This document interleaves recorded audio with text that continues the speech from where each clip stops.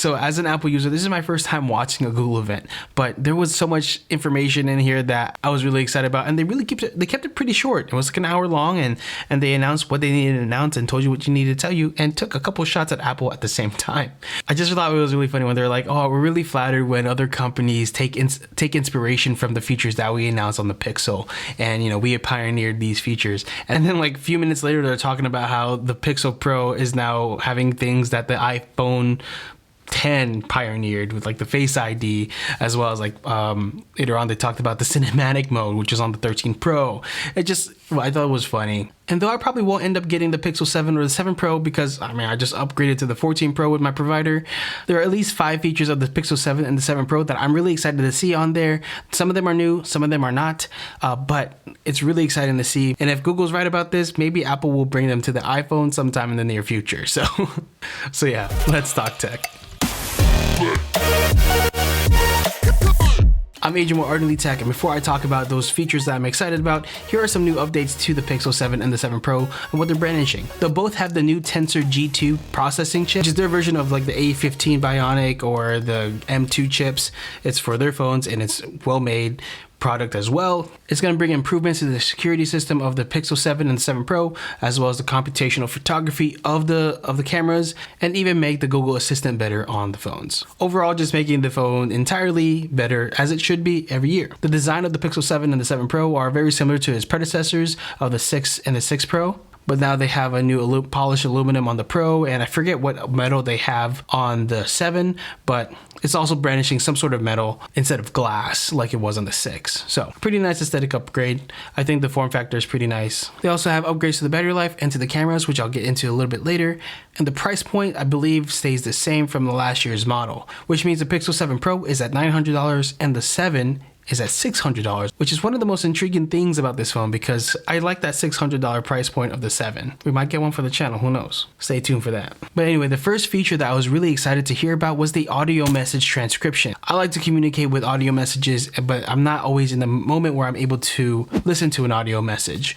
Obviously, I'm not alone in that, and that's why it's a feature in the new Pixel 7 and the 7 Pro. It probably won't be 100% accurate all the time, but that's going to be really nice to at least have a somewhat accurate estimation of what that message is trying to say in a text form, that if I need to read, I can read it out loud. Just having that option, I'd love to see that on iPhone.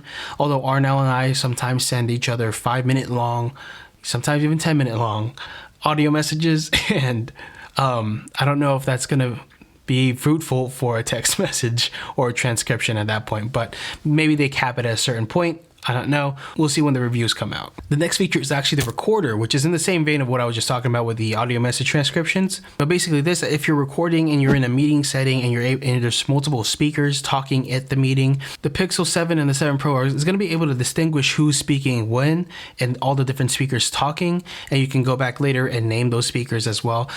Obviously, that's not going to be something useful for everybody, but I can see it for college students in group projects or in meetings for anybody at work who's in charge of transcriptions or anything like that. That's going to be a really useful tool. Obviously not for everyone in the day-to-day, but that's something that I just found really interesting. It's something that you have to pay some people hundreds of dollars just to do that. So that's really cool that you're able to do that on now your Pixel phone. The next thing is not necessarily new to the Pixel 7 or the 7 Pro, but it's something that I've been interested in, and that's the Pixel 7 call assist functionality with the call screen and everything like that. So if you're on a phone call and you have to listen to audio message of like a computer telling you, oh, press this for this, or for this department, press this number, or for this department, press this number. Instead of having to wait for them to list all those things, it will show you a screen and you're able to just tap the number that you need and making it a little bit more seamless. I think that's just really cool, that idea, as well as the direct my call and the call screening for numbers you don't know. All of that, the Pixel call assist functionalities is just really intriguing, and I hope that it will be able to come to iOS in some form of fashion. If it actually already is through an app or something, please let me know in the comments below. Again, this is something new that I never knew, but I think that's just really cool, and it would be cool to see that come to Apple as well. The next feature was actually the guided frame accessibility feature, which is a new feature to help people who are visually impaired, partially blind, fully blind, to help them take selfies basically. Well, it's not going to be used for everybody, obviously. It's going to be a really nice feature for those who need it. And like we say in our videos, we always believe that tech was made to make our lives easier. This is one of those instances where tech is actually making people's lives easier. And that just really stood out to me. And I was like, wow, that's really, really, really dope. Another feature that I was really excited to see was the photo Unblur.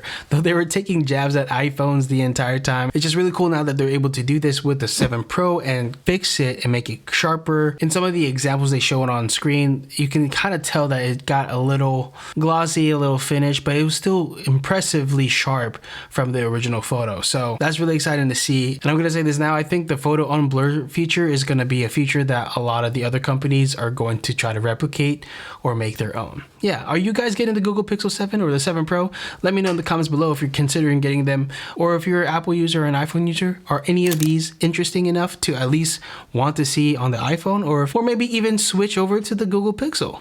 Let me know in the comments below. If you enjoyed this video, make sure to give it a like, subscribe for more videos like this. If you're interested in learning more about the Google Pixel event and all the other features that they announced, check out this playlist right here. I think we'll have at least 2 videos in there.